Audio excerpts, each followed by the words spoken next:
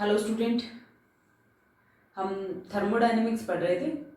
Thermodynamics के last lecture में मैंने आपको जूल्स लॉ के बारे में बताया था। जूल्स लॉ और जूल कोफिशिएंट के बारे में बताया था। जूल्स लॉ में मैंने आपको ये बताया था कि जूल्स लॉ जो है वो ये एक्सप्लेन करता है, या जूल्स लॉ ये कहता है कि आइडियल गैस के लिए इंटरनल एनर्जी ओनली टेम्परेचर का फंक्शन होती है। अर्थात आइडियल गैस की इंटरनल एनर्जी जो है वो वॉल्यूम पे डिपेंड नहीं करती, ओनली टेम्परेचर पे डिपेंड करती है। अगर कांस्टेंट टेम्परेचर पर वॉल्यूम के सापेक्ष इंटरनल एनर्जी चेंज देखा जाए तो आइडियल गैस के लिए कांस्टेंट टेम्परेचर पर वॉल्यूम के सापेक्ष इंटरनल एनर्जी चेंज क्या होता है? जीरो होता है। आज हम बात करेंगे जूल थॉमसन इफेक्ट की। ठीक है, तो आज का हमारा टॉपिक रहेगा जूल थॉमसन इफेक्ट। तो ये जो जूल थॉमसन इफेक्ट है ये एंथैल्पी से रिलेटेड है, जबकि जूल्स लॉ जो था वो इंटरनल एनर्जी से रिलेटेड है। तो जूल थॉमसन इफेक्ट को एक्सप्लेन करने से पहले मैं जूल थॉमसन एक्सपेरिमेंट की बात कर लेती हूँ। जूल्स थॉमसन एक्सपेरिमेंट क्या था? Joules Thomson experiment.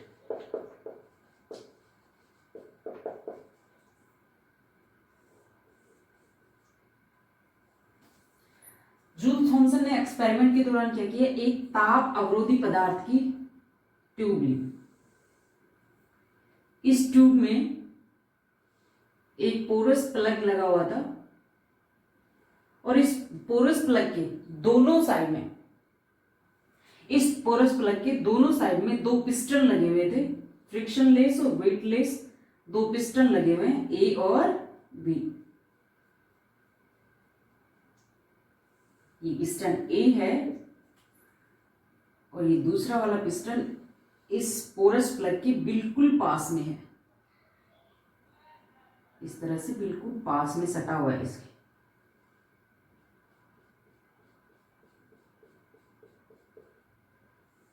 ये पिस्टन बी है।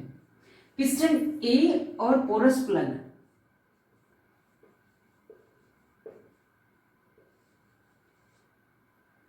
के बीच में गैस फिल की हुई है जिसका वॉल्यूम V1 है और प्रेशर P1 है। ठीक है, ये पिस्टन बी और ये पिस्टन ए।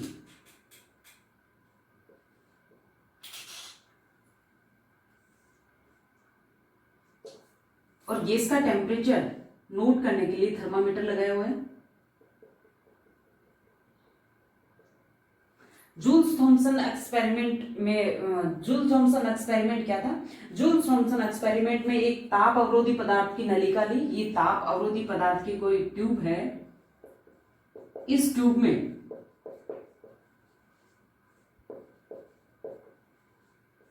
एक पोरस प्लग लगा दिया। पोरस प्लग के दोनों साइड में दो पिस्टन, दो वेटलेस और फ्रिक्शनलेस पिस्टन लगा दिए, ए और बी।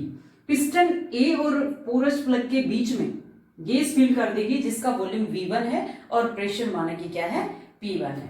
एक्सपेरिमेंट के दौरान उन्होंने क्या किया? इस पूरे सिस्टम को उन्होंने थर्मोस्टेट में रखा, यानी एडियाबैटिक कंडीशन में रखा। जब पिस्टन ए पर प्रेशर लगाया जाता है तो गैस जो होती है वो एक्सटेंड होती है और इस पोरस प्लग से होते हुए पिस्टन बी की तरफ एक्सपैंड होती है। तो मान लीजिए ये स्टेट फर्स्ट है। लास्ट स्टेट में क्या होगा?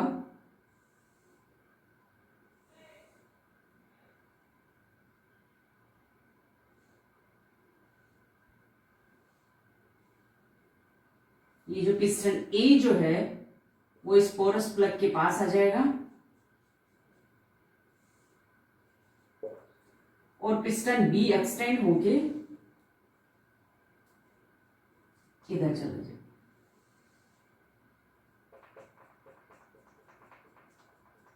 यानी गैस एक्सपेंड होकर पिस्टन बी और पोरस प्लग के बीच में फिल हो जाएगी। अब मान लीजिए गैस का प्रेशर P2 है और वॉल्यूम क्या है? V2 है।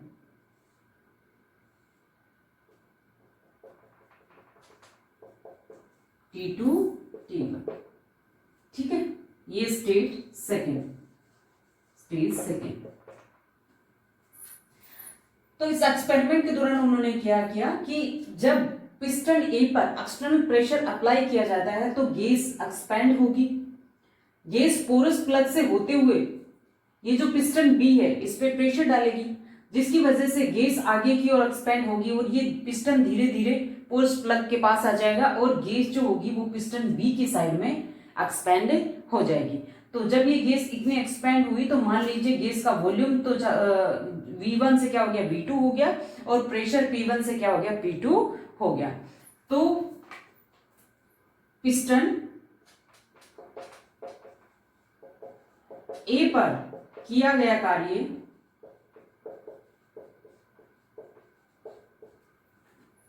या फिर मैं ये कहूं गैस के सपिडन कंप्रेशन के लिए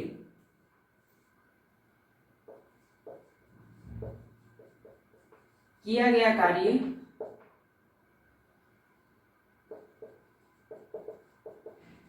इक्वल टू PdV। प्रेशर कितना है, P1 है। वॉल्यूम कितना चेंज हुआ है, V1 से कितना हो गया, 0। देखिए पहले पोरस प्लग के बीच में और पिस्टन ए के बीच में गैस का जो वॉल्यूम था V1 था। जैसे ये पिस्टन जो है वो पोरस प्लग के बिल्कुल अटैच हो गया तो यहाँ गैस का वॉल्यूम कितना हो गया, V2 कितना हो गया, 0 हो गया। V2 कितना हो गया, 0 इक्वल टू P1। तुम लिखेंगे 0 माइनस V1 इक्वल हो जाएगा माइनस P1 V1।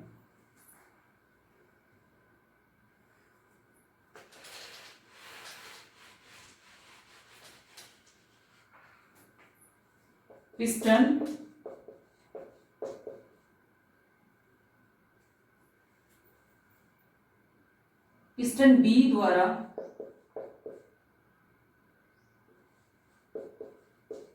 किया गया कार्य या गैस के प्रसारण एक्सपेंशन के लिए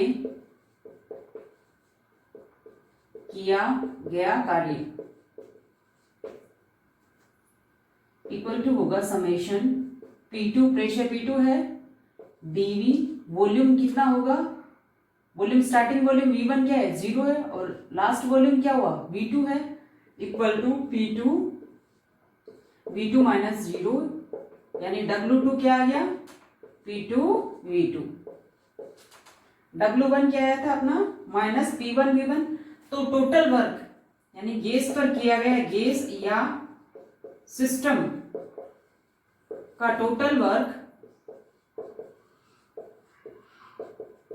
W1 प्लस W2। तो W इक्वल टू होगा, W1 कितना है माइनस P1 V1 और W2 कितना है P2 V2। तो W इक्वल टू होगा P2 V2 minus P1 V1।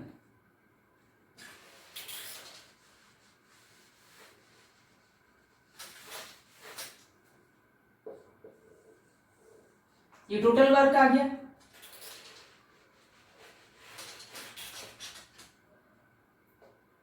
According to first law of thermodynamics Q equal to del E plus W। देखिए यहाँ पे जब गैस को एक्सपेंड किया जा रहा है, गैस का जब एक्सपेंशन किया जाता है तो एडियाबेटिक कंडीशन में किया जाता है, क्योंकि हमने क्या लिया, ताप अवरोधी पदार्थ से बनी हुई ट्यूब ली है और उस पूरे सिस्टम को हमने थर्मोस्टेट में रखा है, यानी कि हीट का कोई एक्सचेंज नहीं हो रहा। तो चूंकि एडियाबेटिक कंडीशन है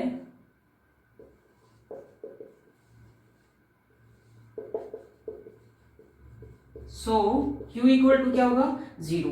देखिए जब एडियाबेटिक कंडीशन है तो हीट का एक्सचेंज नहीं हो रहा, तो हीट का एक्सचेंज नहीं हो रहा जब आप गैस को एडियाबेटिक कंडीशन में एक्सपेंड करा रहे हो, हाई प्रेशर से लो प्रेशर की तरफ एक्सपेंड करा रहे हो, तो गैस के मॉलिक्यूल्स के बीच में जो van der Waals force of attraction हो गए उनको तोड़ने के लिए एनर्जी रिक्वायर्ड होगी।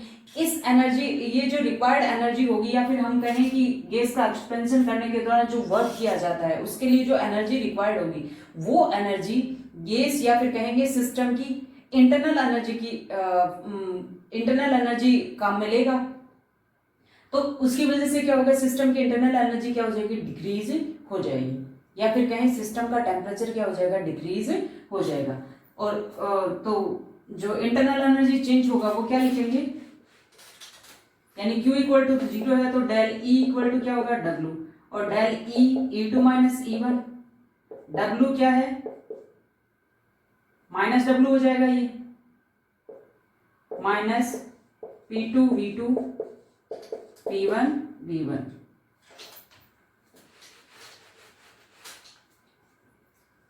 E2 plus P2 V2 equal to, ये इधर ले आई मैं, जब ये माइनस का इधर आएगा प्लस का हो जाएगा, ये माइनस E1 जब इधर आ जाएगा तो प्लस का हो जाएगा, ये minus minus plus P1 V1 plus E1, तो H1 इक्वल टू क्या आ गया, H2, यानी कि मैं कह सकती हूँ, सॉरी, H2 इक्वल टू क्या आ गया, H1, यानी मैं कह सकती हूँ H2 minus H1 equal to 0, या फिर कहूँ del H is equal to 0। ठीक है,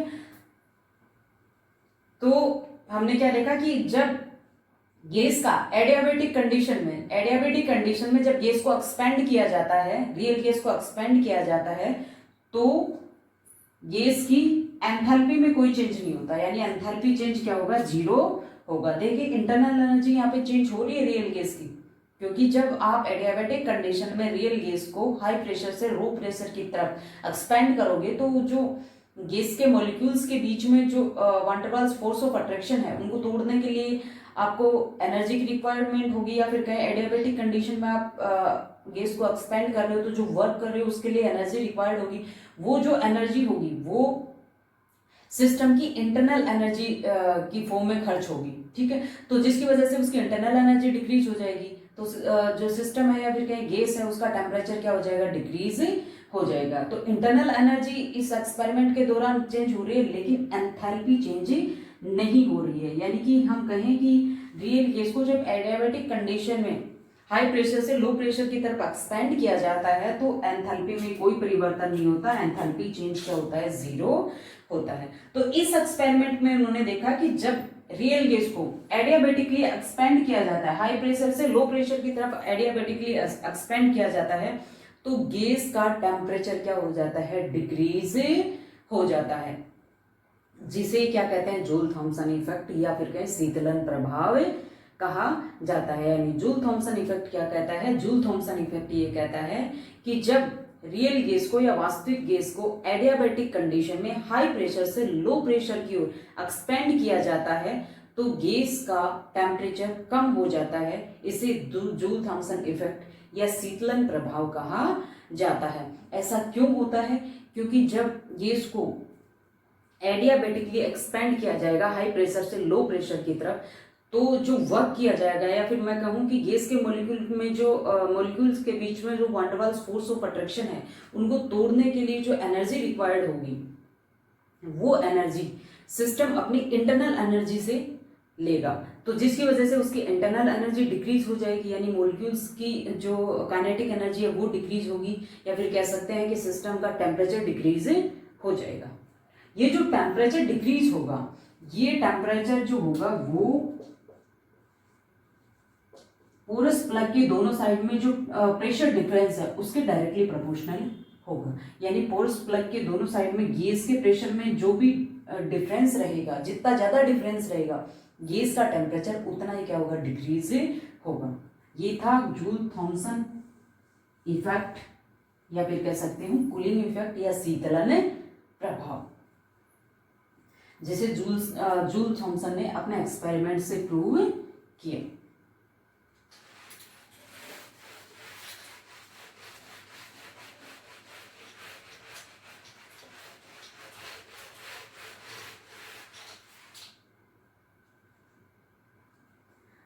अब हम बात करते हैं जूल थॉमसन कोफिशिएंट की।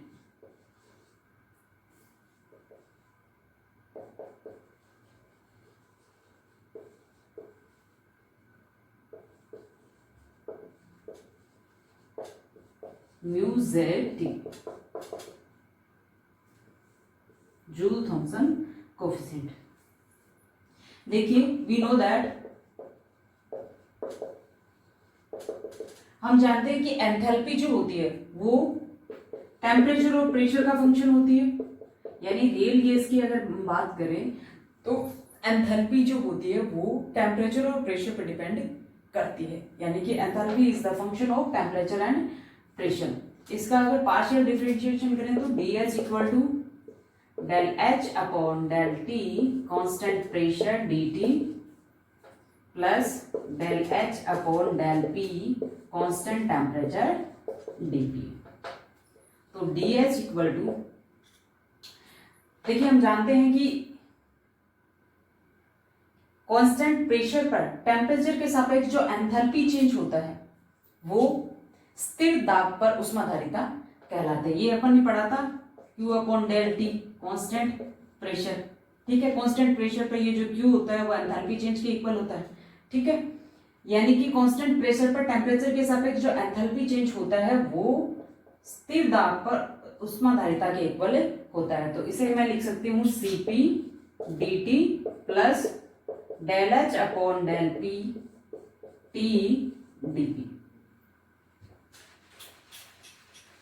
अभी हमने प्रूव किया था कि जो डीएच है एंथैल्पी चेंज है, यानी कि जब एडियाबेटिक एक्सपेंशन कर रहे हो हाई प्रेशर से लो प्रेशर की तरफ, जब एडियाबेटिक एक्सपेंशन हो रहा है गैस का, तो एंथैल्पी चेंज क्या होता है? जीरो। क्योंकि एडियाबेटिक एक्सपेंशन में गैस के लिए DH इजिकल टू क्या होगा? जीरो होगा। एंथैल्पी चेंज क्या होगा? जीरो। तो zero equal to Cp dt plus del H upon del P constant temperature dP।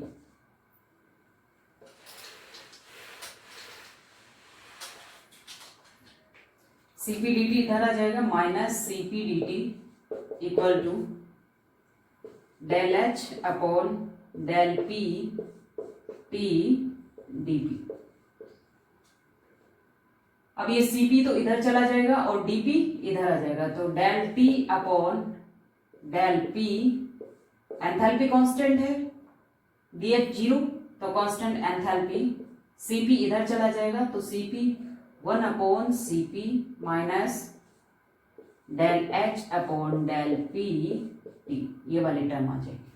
तो ये जो टर्म है यानी कांस्टेंट एंथैल्पी पर प्रेशर के सापेक्ष जो टेम्परेचर चेंज होता है उसे हम एक कोफिशिएंट से याद करते हैं जिसे हम कहते हैं जूल थॉमसन कोफिशिएंट, ठीक है। यानी कि जूल थॉमसन कोफिशिएंट क्या है? म्यू जेड इक्वल टू है कांस्टेंट एंथैल्पी पर प्रेशर के सापेक्ष टेम्परेचर चेंज। ये किसको एक्सप्रेस करता है? एक कोफिशिएंट को एक्सप्रेस करता है जिसे जूल थॉमसन कोफिशिएंट कहते हैं। तो म्यू जेड इक्वल टू आ गया minus 1 upon Cp del H upon del P T, ये होता है जूल थॉमसन कोफिशिएंट, ठीक है। अब हम बात करते हैं कि रियल गैस के लिए और आइडियल गैस के लिए जूल थॉमसन कोफिशिएंट को कैसे ज्ञात करेंगे। यानी जूल थॉमसन कोफिशिएंट का मान आइडियल गैस के लिए क्या होगा और रियल गैस के लिए क्या होगा।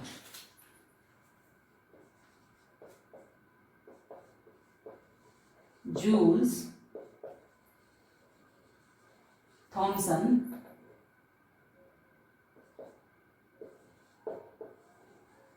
Coefficient for ideal gas.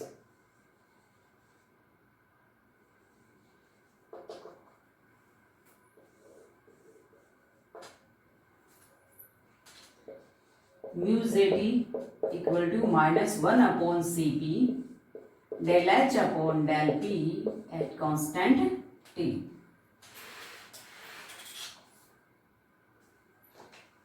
We know that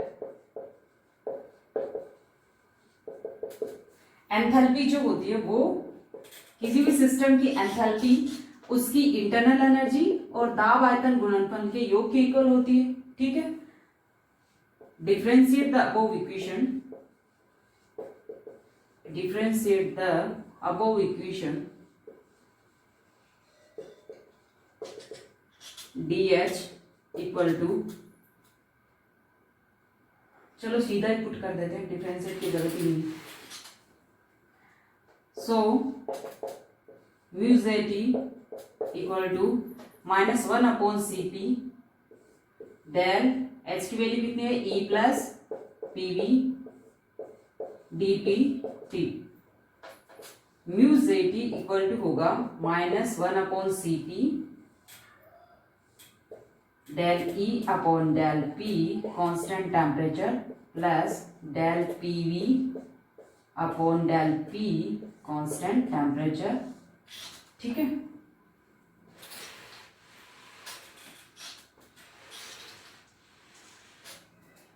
देखिए इस इक्वेशन को मैं ऐसे भी लिख सकती हूँ, mu Z equal to -1/Cp, ये वाली जो टर्म है del E upon del P at constant T, इसको मैं ऐसे भी लिख सकती हूँ, del E upon del P at constant T into del B upon del P at constant T। ठीक है, एक ही बात है, यहाँ मैंने डेल B को ऊपर नीचे दोनों साइड से इंटू किया है। ठीक है, तो overall del E upon del P at constant T आएगा plus del PV upon del P constant T। अब देखिए आइडियल गैस के लिए कांस्टेंट टेम्परेचर पर वॉल्यूम के सापेक्ष इंटरनल एनर्जी चेंज क्या होता है, 0 होता है। ये जूल्स एक्सपेरिमेंट के दौरान हमने एक्सप्लेन किया था, इसको प्रूव किया था। ठीक है, for ideal gas del E upon del B at constant temperature equal to 0. So del E upon del B P into del V del P T, ये पूरी वैल्यू क्या हो जाएगी, एक तरह से 0 हो जाएगी। ठीक है, यानी कि ये वाली वैल्यू जब 0 है तो ये पूरी वैल्यू क्या हो जाएगी, Cp से इंटू की ये पूरा वैल्यू क्या हो जाएगा, 0 हो जाएगा एट कांस्टेंट टेम्परेचर। यानी टेम्परेचर क्या है, कांस्टेंट है,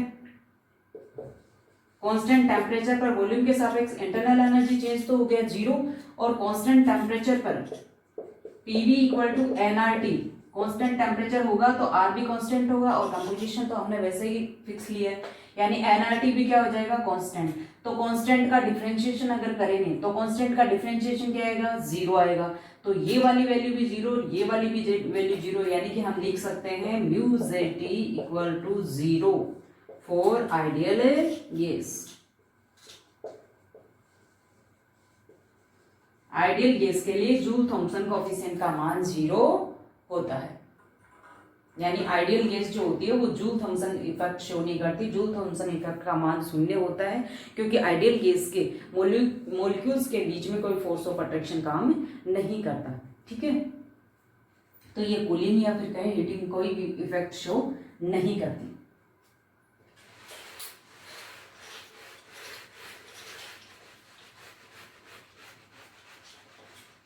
आज के लिए इतना ही। नेक्स्ट क्लास में हम रियल गैस के लिए जूल थॉम्सन कोएफिशिएंट देखेंगे, इसके अलावा इन्वर्जन टेम्परेचर की बात करेंगे। तो इसके अलावा